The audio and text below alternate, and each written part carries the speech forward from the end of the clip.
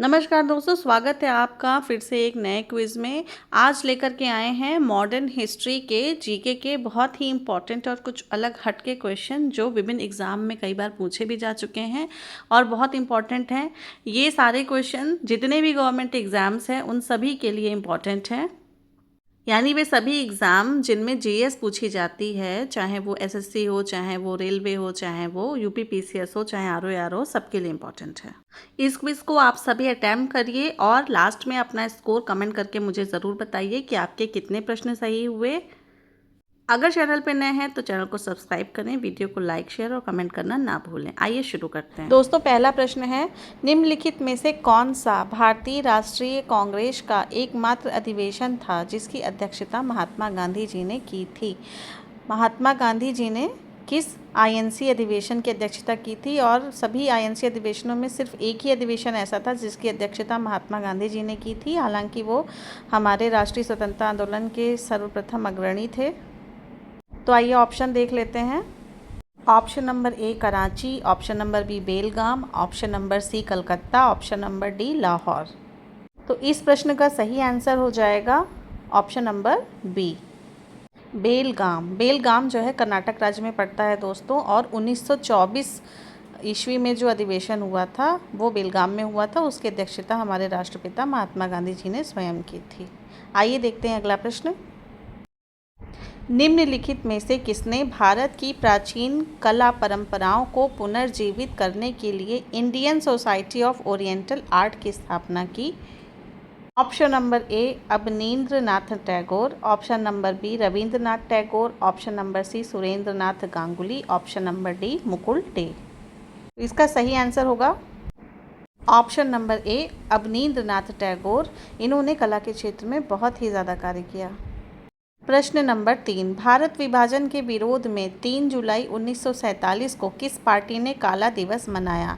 आपके ऑप्शन है option number A Bharatiya Rashtriya Congress, option number B Forward Bloc, option number C Hindu Mahasabha, option number D Bharatiya Communist Party. तो इस प्रश्न का सही आंसर हो जाएगा दोस्तों ऑप्शन नंबर सी।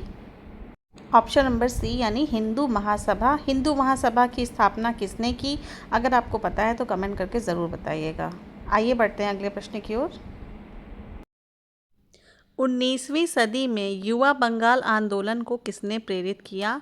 ऑप्शन है Ramtanu Lahiri, option B Henry Vivian Derozio, option C Rasik Kumar Mallik, option D Peary Chandra Mitra. तो इस क्वेश्चन का आंसर हो जाएगा सही option number B Henry Vivian Derozio. सन 1822 के आसपास इन्होंने जो है बंगाल में आंदोलन चलाया। अगला प्रश्न, द बंगाली समाचार पत्र 1879 में निम्नलिखित में से किस कार्यकर्ता द्वारा शुरू किया गया था? तो इस प्रश्न का सही आंसर है ऑप्शन ए सुरेंद्रनाथ बनर्जी। इन्होंने ही आनंद मोहन बोस के साथ मिलकर नेशनल इंडियन एसोसिएशन की स्थापना भी की थी और बंगाल के बहुत ही सफल आंदोलनकारियों में से एक थे सुरेंद्रनाथ बनर्जी। सहायक गठबंधन की ब्रिटिश नीति का पहला शिकार कौन था? आपके option A Awadh, option B Mewar, option C Mysore, option D Hyderabad. तो सहायक गठबंधन की नीति वेलेजली ने शुरू की थी और इसके तहत कई सारे रियासतों को ब्रिटिश राज्य में मिलाया गया। तो हैदराबाद जो है सबसे पहला राज्य था जिसने सहायक गठबंधन की नीति को स्वीकार किया। अगला प्रश्न है, निम्नलिखित में से वह कौन फ्रांसीसी खोजकर्ता था जिसने सम्राट शाहजहां के दरबार का दौरा किया और तख्ते ताउस यानी मयूर सिंहासन का विस्तृत विवरण छोड़ा?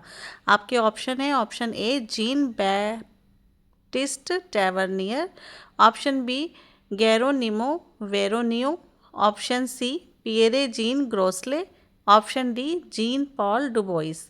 तो यहाँ पर इसका सही आंसर हो जाएगा option number A Jean Baptiste Tavernier. Tavernier जो है वो एक फ्रांसीसी था और शाहजहां के समय में उसने भारत का दौरा किया था। अगर आपको ईयर पता है तो कमेंट करके ज़रूर बताइएगा। अगला प्रश्न, निम्नलिखित में से कौन सा स्थान अखिल भारतीय खिलाफत सम्मेलन 1919 का स्थल था? यानी सन 1919 में अखिल भारतीय खिलाफत सम्मेलन कहाँ हुआ था? आपके ऑप्शन है, option A Lucknow, option B Delhi, option C Aligarh, option D Porbandar. तो यहाँ पर आपका सही ऑप्शन हो जाएगा ऑप्शन नंबर बी, दिल्ली।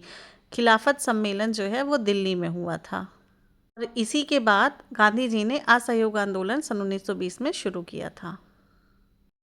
अगला प्रश्न, कुंवर सिंह सन 1857 के विद्रोह के नेता निम्नलिखित में से किस आधुनिक राज्य में थे? ऑप्शन है, option A Bihar, option B Jharkhand, option C Rajasthan, option D Uttarakhand. तो यहाँ पर आपका सही ऑप्शन हो जाएगा ऑप्शन नंबर ए बिहार। सन 1857 की क्रांति के जितने भी नेता हुए हैं उनके नाम और स्थान प्रीलिम्स में मैचिंग वाले प्रश्न के रूप में अक्सर पूछ ले जाते हैं, तो इनको अच्छे से तैयार कर लीजिएगा। अगला प्रश्न, यंदाबो की संधि या इसे यांडूब की संधि भी कहते हैं, निम्नलिखित में से किस राज्य से संबंधित है? Option A Punjab, option B Assam, option C Karnataka, option D Orissa. तो यहाँ पर सही आंसर हो जाएगा आपका option number B Assam. Yandabo की संधि जो है वो आंग्ल वर्मा युद्ध का परिणाम थी और इसके द्वारा असम राज्य को ब्रिटिश साम्राज्य में, भारतीय ब्रिटिश साम्राज्य में मिलाया गया था। इसका ईयर आप कमेंट करके मुझे जल्दी से बताइए। दोस्तों अगला प्रश्न देखते हैं, द्विराष्ट्र सिद्धांत मुस्लिम लीग के किस अधिवेशन में प्रतिपादित किया गया था? ऑप्शन ए लाहौर अधिवेशन सन 1940, ऑप्शन बी बॉम्बे अधिवेशन सन 1915, ऑप्शन सी दिल्ली अधिवेशन सन 1918 और ऑप्शन डी कलकत्ता अधिवेशन सन 1917। तो यहाँ पर जो है आपका सही आंसर हो जाएगा लाहौर अधिवेशन सन 1940। और इसको प्रतिपादित किसने किया गया था? तो बंगाल के प्रधानमंत्री जो उस समय के थे फजलुल हक, उन्होंने ये सिद्धांत दिया था। पर ध्यान दीजिएगा पाकिस्तान शब्द का इस्तेमाल नहीं हुआ था। दोस्तों अगला प्रश्न है, springing tiger a study of a revolutionary, आगे खालिस्तान है, पर एक जीवनी संबंधी कार्य है। आपके ऑप्शन हैं Bhagat Singh, option B Chandrashekhar Azad, option C Subhash Chandra Bose, option D Shyamji Krishna Verma. तो यहाँ पर ये पूछा जा रहा है कि स्प्रिंगिंग टाइगर नाम से जो है किसकी जीवनी लिखी गई है? तो ये यहाँ पर इसका सही आंसर हो जाएगा ऑप्शन नंबर सी सुभाष चंद्र बोस। सुभाष चंद्र बोस की जीवनी है स्प्रिंगिंग टाइगर और इसके लेखक हैं, विदेशी लेखक हैं ह्यूग टॉय। अगला प्रश्न, निम्नलिखित में से कौन सा स्थान नमक आंदोलन से संबंधित है? Option A Palampur, option B Dharasana, option C Mehsana और ऑप्शन डी उपरोक्त में से कोई नहीं। तो यहाँ पे सही आंसर हो जाएगा ऑप्शन बी धरसाना। धरसाना जो है महाराष्ट्र में है और ये 1930 का जो सविनय अवज्ञा आंदोलन था उसी में नमक आंदोलन चला था। तो नमक आंदोलन के तहत धरसड़ा नामक स्थान पर जो नमक की फैक्ट्री थी वहाँ पर अंग्रेज़ों ने हमारे जो स्वतंत्रता सेनानी थे उन पर बहुत अत्याचार किया, बहुत ही विभत्स यहाँ पर हिंसा का कृत्य हुआ और इसको जो है अंग्रेजी पत्रकार वेब मिलर ने बहुत ही मार्मिकता के साथ जो है इसका व्याख्यान किया है और इस आंदोलन में सरोजनी नायडू भी उपस्थित थी। ये बहुत इंपॉर्टेंट प्रश्न है और कई बार जो है विभिन्न एग्जाम्स में आ चुका है, इसीलिए ये सब ज़रूर ध्यान से देखें और लास्ट में अपना स्कोर बताना ना भूलें कि आपके कितने क्वेश्चन सही हुए। अब बढ़ते हैं अगले प्रश्न की ओर। निम्नलिखित में से किसने प्रेस सेंसरशिप लगाई? Option A Lord William Bentinck, option B Lord Curzon, option C Lord Wellesley, option D Lord Ripon. तो यहाँ पर आपका सही आंसर हो जाएगा ऑप्शन सी लॉर्ड वेलेस्ली। सन 1799 ईस्वी में प्रेस अधिनियम लेकर के आए लॉर्ड वेलेस्ली और जितने भी हमारे आंदोलनकर्ता थे उनकी पत्र पत्रिकाओं पर रोक लगा दी।